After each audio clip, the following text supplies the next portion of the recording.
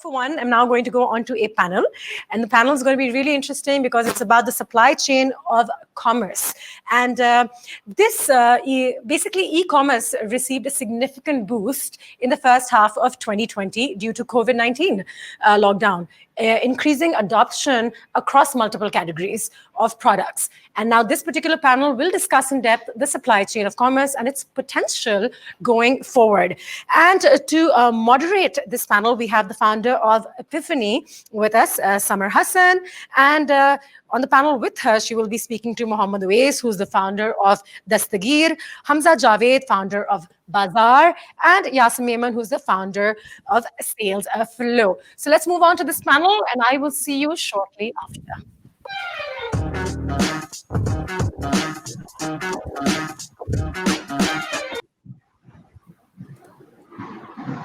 Hello and Assalamu alaikum. Can everybody hear me? Yes. Assalamu alaikum. Okay, awesome. Assalamu alaikum. Thank you so much, gentlemen, for joining me for this, really, really exciting panel. I think everybody's been watching the space of e-commerce. My tags are switched. Oh, okay. All right. Don't worry. Okay.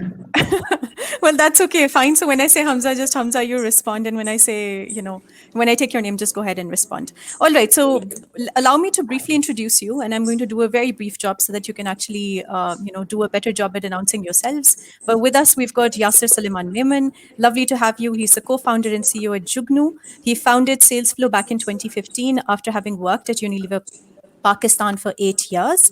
And SalesFlow is handling $2 billion worth of transactions. Wow, that's pretty brilliant. And now he's founded Jugnu since August 2019, which is on a mission to empower 1+ million small Kiryana and Mohalla shops. So Assalamu alaikum, Yasir, how are you?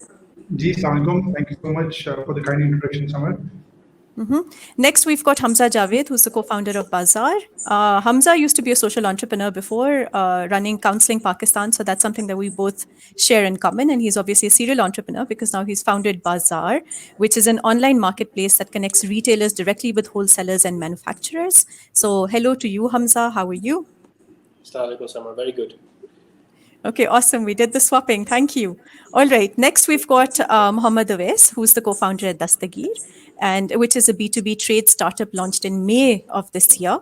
Earlier on, he used to be part of Careem Pakistan and the founding team member at Airlift as well. So again, this is nothing new to the three gentlemen that we have over here. Would you guys like to add on a little bit and tell us what exactly you're doing at your organization? Should we start with Yasir? Yes, first of all, thank you to the entire NestIO team as well for giving us the privilege to be able to have this chat with everyone. So, if you were to ask about SalesFlow and Jugnu, our journey started, long before even 2015 when we, myself and my co-founder left our jobs from Unilever. We could see that as just like any other fragmented retail country like India, Indonesia, Pakistan also had a lot of challenges when it comes to the entire flow of goods from manufacturers all the way down to the Kiryana stores and the entire route to market structure.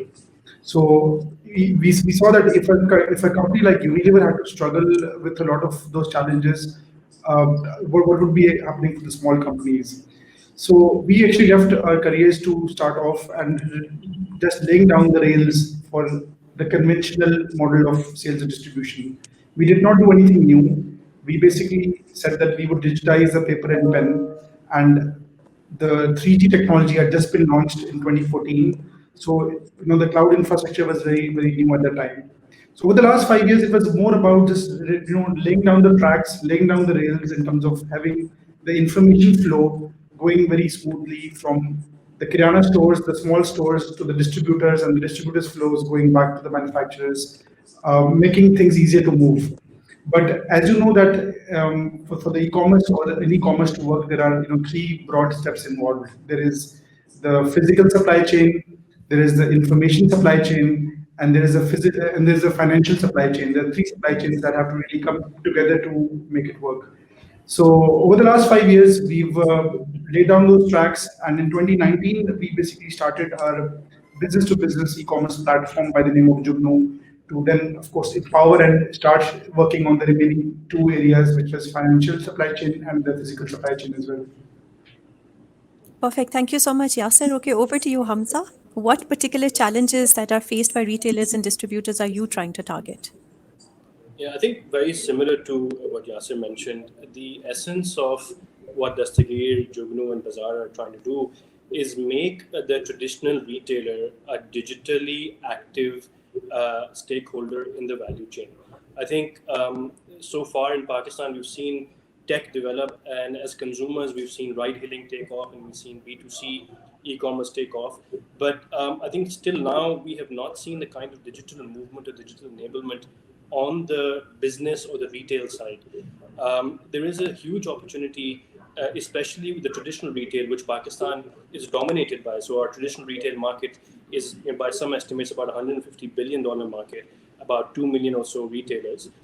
And we see now, from our surveys as well, most of these retailers are literate.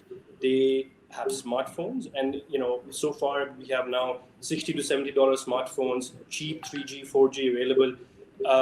But they're now becoming digital consumers, which means they're now on TikTok, they're on YouTube, and they're on Instagram. So this is a golden opportunity for tech players and disruptors to come in and use this as a platform to then provide both value and convenience to the retailer. Because he's active on the smartphone or digital platforms, there is now the ability for us to, help him run their business as well as their lives. And so the idea essentially is to use the digital platform to provide services that just make him, easier to conduct his business, and also spare time to focus on more value-added stuff. So a couple of examples are visiting wholesale markets to procure stuff for your retailer, or waiting for a salesman to come and dealing with all of those people doing offline invoicing, etc. If you just create a platform where a retailer just opens an app, orders stuff online, and then frees up so much of his time to focus on shop improvements, to focus on other categories, to focus on investment, and also focus on his personal life. So just the time free up and the convenience factor of just using the digital platform is the essence behind what all of us are trying to solve. Okay, thank you very much, Hamza. That was very comprehensive. Okay, Awais, what would you like to add to this? I think that's pretty much what Yasser and Hamza have already said. These retailers have been facing these challenges, like Hamza has mentioned, that they have been facing these challenges for the last multiple years, like for the last 10 years, 12 years. And this kind of got intensified further in the COVID situation, where the order bookers or the salesmen were not able to reach the areas where the lockdown was imposed. And these challenges were already there, that these retailers had to go through so much through a lot of inconvenience on their everyday lives. They had to wait for the salesman to arrive and take their orders. And during the interim, they used to go out of stock. They had to travel to the nearby wholesale market and incur the transportation costs themselves and face all that inconvenience. So that kind of got intensified in the COVID times. And I think all the players like Bazaar, Jugnu, and Dastagir are kind of trying to tackle the same problems and provide convenience to these sort of retailers. So thank you, Awais. I'm so glad that you said you guys are trying to tackle similar problems, because my next question is a little bit tricky, because I'm going to ask you, what is your unique value proposition, right? So Yasser, we'll go back to you again. Tell us what makes you really unique. Is it the scale that you're trying to tackle, because you've already got that previous experience? So anyway, I'm not going to put any thoughts in your head. Just tell us. So, well, go ahead.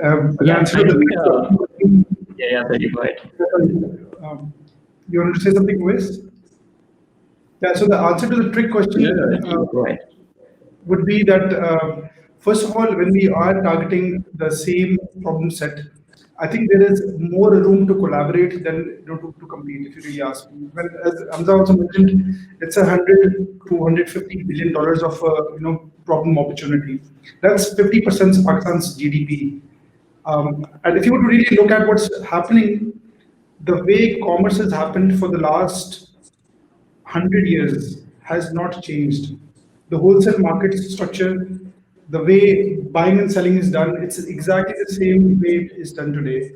You go to the Sharla market, you go to the Jodia Bazaar, you go to the Akbari market, and that's the reality. Now, what we all three are up to is trying to transform the level of efficiency through which commerce can actually evolve. So the challenge at hand is that there is a conventional set of rails that have been put in. So let's say the Britishers put in those rails for the railway tracks, but in a similar way, there is a grounded system in place where every manufacturer has a distribution setup, has a way of servicing the outlet in a certain way. There's a certain wholesale dependency. And what we're trying to bring in is that with the advent of technology, newer business models are now possible. Something that everyone does acknowledge, but at the same time, a lot of manufacturers would want to safeguard against any sort of disruption that comes in through a new business model. So the play that is actually coming out is that the retailer has the right to get a better service. The retailer has to be able to be able to take that right spot of being the North Star. The challenge that comes up is that the conventional setups with distributors are not really as efficient at servicing them. So with the advent of technology, with 85 million 3G users in Pakistan, that's a huge number. It puts Pakistan at the top 5 markets of 3G users globally. Everyone's carrying a smartphone, every single retailer. We thought initially that retail adoption will be a challenge. That's not the challenge. The challenge actually comes out is that the information flow is coming in very clean. The 3G, 4G networks have done their job in terms of making sure that the order is being placed by either the retailer or by the son of the retailer or someone in that household is able to place order. 95% of the retailers that we've been able to tap in urban as well as suburban areas carry a smartphone. The challenge comes in is that the way the physical supply chain and the financial supply chain is structured, the industry is not ready for that. So when we talk about on-demand logistics, there are still not enough startups catering the logistics problems. There are still not enough startups doing justice to the entire on-demand logistics. And so a lot of times we have to actually get into areas where we should be looking at collaborators. When you build a $100 billion opportunity, you have to find networks to collaborate. You have to be able to collaborate with the logistics partners. You have to be able to collaborate with the financial partners. And unfortunately, these are two areas which have not found their trigger points as yet. Today, it's a known fact that every commercial bank that gives you an internet payment gateway is not willing to work below 2% or 1.5% of a transaction fee. And it is important to understand that the type of margins that business-to-business commerce has to operate on is not double digits, it's not even high single digits, it's actually low single digits in which you're operating. So there, of course, will have to be a lot of work that is to be done there. Now, while the trick question, I've kind of changed the direction a little bit, but I will still answer a little bit of how we are trying to play our bit in it. I feel that there will be a lot more players required at getting the round on this particular problem. But the thing is that yes, the understanding of the market does help. Having worked with organizations like Unilever and doing those problems does help, but it also requires a lot of fresh perspective at times. So we have been adopting in terms of the business models, being able to do a lot of A/B testing, trying if this works or that works, and then adopting. There is no perfect playbook available. There will be a lot of challenges that you have to go through, but you have to be open to experiment. So what does help us, of course, is sales flow, the data we've been able to gather, the relationships we've been able to build with manufacturers. It allows us to be their innovators, but yes, it requires a lot more experimentation at the same time. Okay, thanks, Yasser. We're going to jump over. I know that Hamza is ready. He's had a sip of water as well. So Hamza, what would you like to add? And maybe highlight a little bit more when Yasser is saying that there's room to collaborate. Is there any form of collaboration that you guys are exploring already at the back end or just amongst each other as well, right? And he mentioned a little bit about logistics, people at the back end, logistic partners, financial partners. What more do you think are the opportunities that other people can actually jump on and say, okay, we're here now and we're going to facilitate you guys? Yeah, no, definitely. So we have to be mindful, as Yasser correctly mentioned, that the way the status quo that all of us are combined trying to sort of change has been in place for decades. It's the one way of doing business that has been live for decades, which means there is billions of rupees of corporations, there's regulations, and there's millions of retailers, all accustomed to this one way of doing business, which is quite old and a very strong legacy. So there is already a very high level of collaboration with all of these companies, because the way we are going into the market and trying to change behaviors of the retailers themselves, behaviors of the principals we work with, so the FMCG companies, the large wholesalers, and also, and in future, the most potential to collaborate is to also on the regulator and the economy side, because there's three entities. So there's a customer entity, there's a supplier entity, there's also a regulation layer. Because of this decades of legacy, all of these systems are built and entrenched. We as disruptors are subconsciously collaborating in a way that we're all contributing to changing the behavior. But I think there is room for much more active collaboration in going to some of these regulator, principal stakeholders and sort of explaining philosophically that this is the new way of doing business. And people need to sort of reorient their way to realize the profundity of digital and tech in the way existing businesses can be changed. I'll just quickly touch on sort of not the trick question of how we differentiate ourselves, but what are sort of the genesis of Bazaar is and what our orientation has been so far. Yes, the digital retail tech is important, but the essence of creating Bazaar was to be an agent of change in the tech ecosystem in Pakistan. Saad and I, my co-founder, spent quite a bit of time outside Pakistan. We were seeing a lot of tech ecosystem development in India, in Vietnam, and Egypt, which have similar market dynamics and also smaller market sizes. But we are not yet seeing the kind of investments, companies, and talent being built. And so the essence of Bazaar essentially is to create a platform for entrepreneurship, both inward and outward. Inward in the sense that we want to be able to cultivate the best talent which is existing in Pakistan, but also who's left Pakistan. So providing a place of good culture and talent development. So people who've left Pakistan, that Atif and Rabil also referred to as Wapistanis, to build a platform that is a talent magnet in Pakistan, and then also to use this platform to enable further entrepreneurship both online and offline. And that is why the traditional retailer, the MSME segment, is our focus in terms of the customer segment.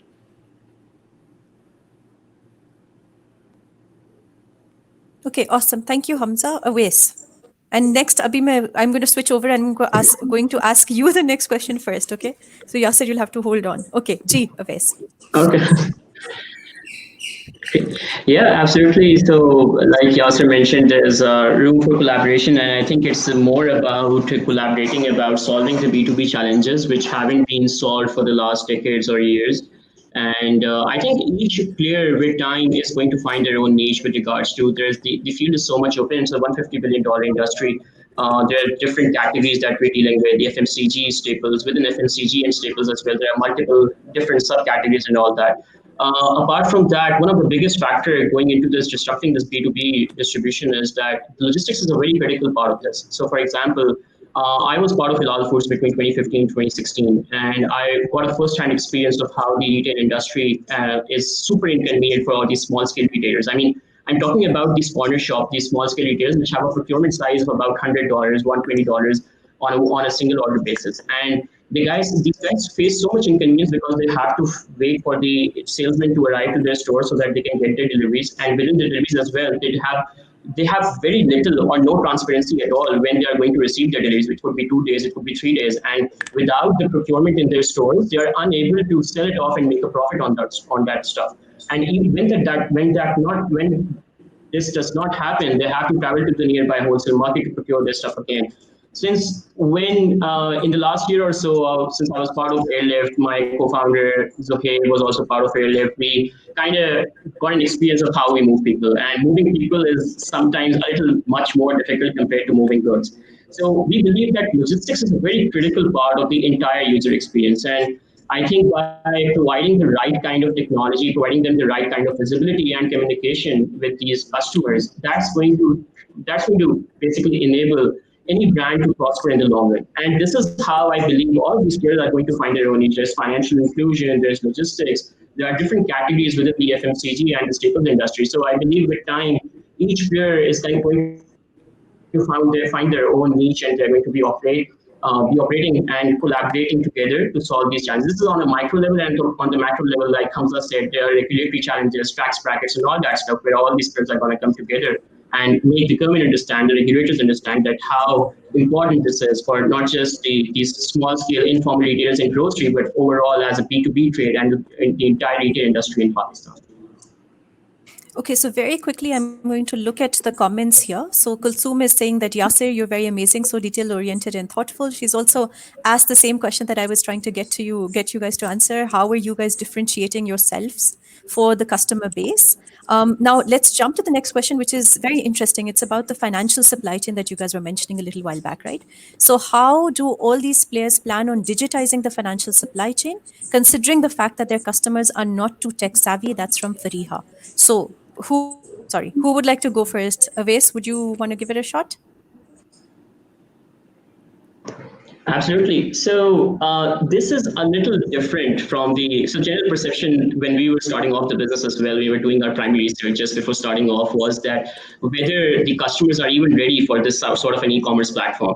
And while doing our due diligence, while doing our research, we found out that approximately when we approach about 10 customers, almost 9 of them already have smartphones and they already understand how the digital platforms work. They have already been using the likes of WhatsApps, Facebooks, even so much so that they are frequently using Careem bikes and Bikea as well. So they understand how these e-commerce systems work. And given the penetration Daraz has had over such a long time, these customers are also ordering goods frequently from Daraz, FMCG goods, sometimes all the other stuff as well. So yes, the penetration is not the digital adoption is not as worse as we used to believe, and I think it will not be as difficult to include them in the financial bracket as we earlier thought. Given time, since it has been only like maybe 0 to 2 years between all these companies have recently emerged, I think it's going to take some time to achieve and to understand how the financial inclusion is going to work in this segment. And with time, I think each of the players are going to kind of evolve and bring their own expertise into this. So I think it's not as bad as we initially believed, but the digital adoption is already there, and it's just about educating these users about how to avail these sort of services. Okay, thank you, Awais. Yes, I'll jump over to Yasser now. Yasser? Yeah, I think it's important to look at it from a triggers and barriers point of view. So when it comes to the financial supply chain, what are the key triggers and what are the key barriers for its adoption? As Awais rightly mentioned, one perceived barrier is that maybe the retailers are not that tech savvy. That does not come out to be the case so far in terms of our last 12 months of running. The retailers happen to be very, very tech savvy. When we say that millennial generation or the Gen Z and the new generations are coming up, they're not just for consumers, they're also for retailers. When you go and talk to a retailer, even there is a 30-year-old or a 25-year-old or a 35-year-old person running the retail store. So everyone has a smartphone. They used to have a radio and a television in the retail store, and now they have smartphones. So it's not a barrier. What the barrier is that the 3 components of the ecosystem have to come together. Finance is nothing without the physical supply or the information flow. And ordering, for example, in itself in isolation is again nothing without the physical supply chain. So it has to be able to bundle inside one package. The fact of the matter is that today, the conventional distributor, the conventional wholesaler is giving credit to the retailer without any charges, with no transaction fee, with no interest or any markup being charged. So when you're going to be going and changing that mindset and paradigm, you've got to be prepared in terms of how the 3 pieces actually come together for an e-commerce. So there have been a lot of great work happening on the enterprise level transactions between manufacturers and suppliers, stuff that Hubble is doing, stuff that PayPro is doing, and a number of companies are doing it at the corporate level. And then when it comes to the small business to small business transactions, that is where the challenge comes in, where a lot of conventional banks, where a lot of fintech companies don't understand that you can't be charging 50 basis points or even 25 basis points. That's 2.25% of a margin on a transaction of that magnitude. If you want to digitize $100 billion worth of transactions, you can't be charging a 1% fee on that. So that is one of the triggers. There are regulatory triggers that still need to be unlocked. But what is more important is that the package has to come out together. You got to have the information flow, which is the ordering that goes in, the physical flow of the supply happening in, and the financial flow in terms of the digital transaction, coming together.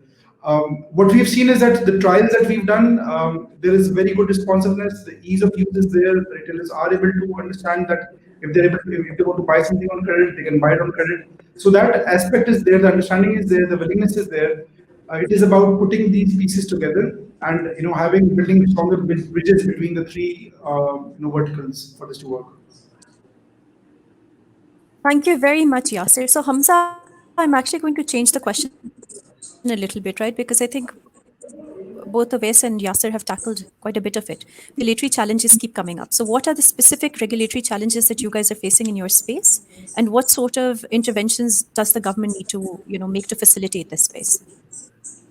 Yeah, I think there's sort of two broad categories of regulation that a startup like ours would need. One is sort of your generic incorporation, investment, stock options. So it's just tech company setup regulations that are required.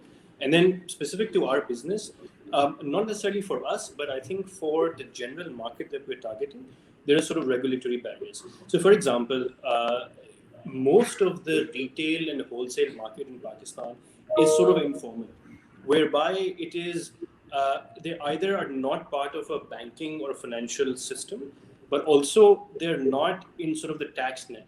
And I know there's a big focus of, from the government to bring a large part of the economy into sort of the tax net. But there's more psychological barriers in the customer's mind rather than actually tangible disadvantages of coming in and being documented.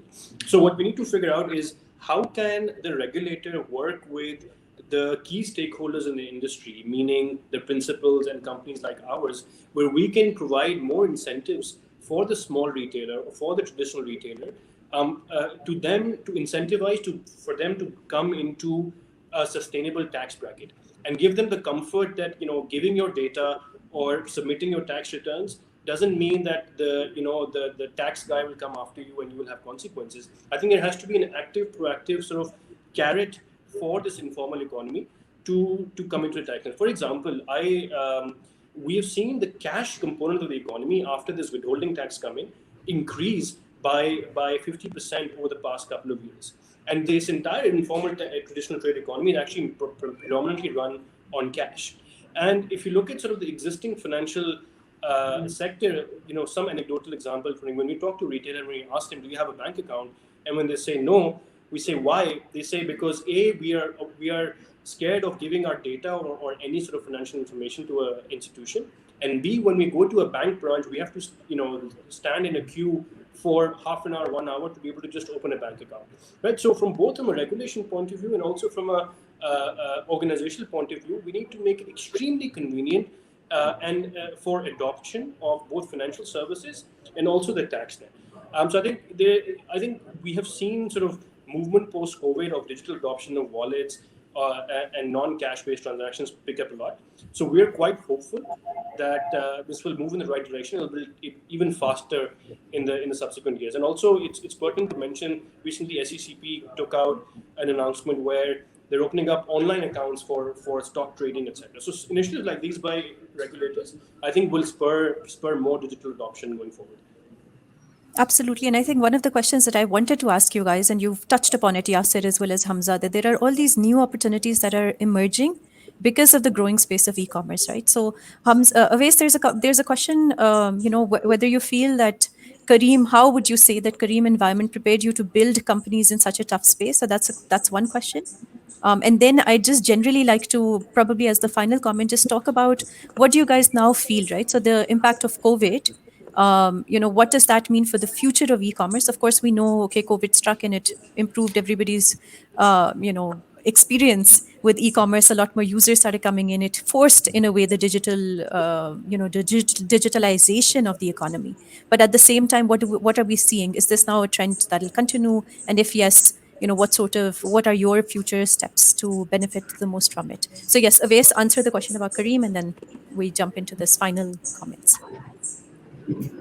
Absolutely. So yeah, I think Careem was definitely the biggest success story of our region, and something that I was basically a part of Careem since 2016 till early 2018.